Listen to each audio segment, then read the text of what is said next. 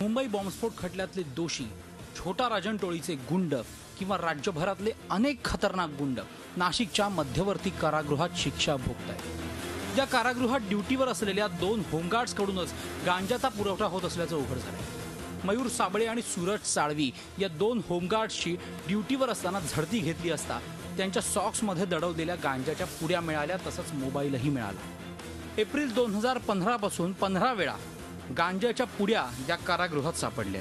त्या संदर्भात एक कला शिक्षक आणि 3 होमगार्ड्सवर कारवाई करण्यात आली। कारागृहात जॅमर असूनही 9 महिन्यात 20 वेळा मोबाईल सापडल्याच्या घटना घडल्या। 5 ते 6 वेळा कर्मचाऱ्यांवर हल्ला आणि 2 ते 3 वेळा कैद्यांची आपापसात हाणामारी या घटनाही घडल्या। जे काही सगळं रॅकेट चालू आहे, गांजाचं असेल, आतमध्ये मोबाईल पुरवणं असेल किंवा आतमध्ये गुंडागुंडांमध्ये मारामारी असतील, हे अतिशय धक्कादायक प्रकार आहे। एकीकडे त्या जेलमध्ये कुख्यात गुंडांसारखे लोक ठेवलेले आहेत आणि अशा पद्धतीने जर गांजा जात असेल तर मला वाटतं उद्या तिथे काही पण जाऊ शकतं किंवा तिथले कैदी बाहेर पण येऊ शकतात। अशा पद्धतीने जर चाललं तर येत्या काळामध्ये गुन्हेगारी मोठ्या प्रमाणात फोफवेल आणि सुरक्षितता धोक्यात येईल। कारागृह प्रशासन मात्र कर्मचारी संख्या कमी असल्याचा दावा करत आहे। 2700 ते 2800 कैद्यांवर लक्ष ठेवायला केवळ 130 ते 135 कर्मचारी उपलब्ध आहेत। त्यामुळे 30 ते 40 होमगार्ड्सची मदत घेतली जाते असं प्रशासनाचं म्हणणं आहे।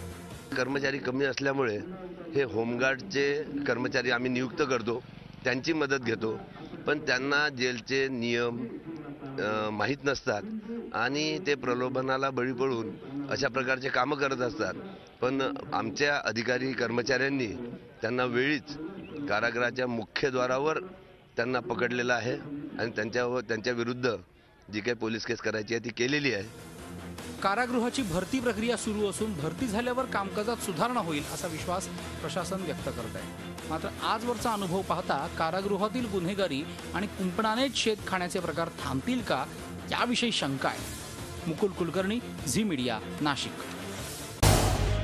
झी 24 तास रहा एक पाऊल पुढे।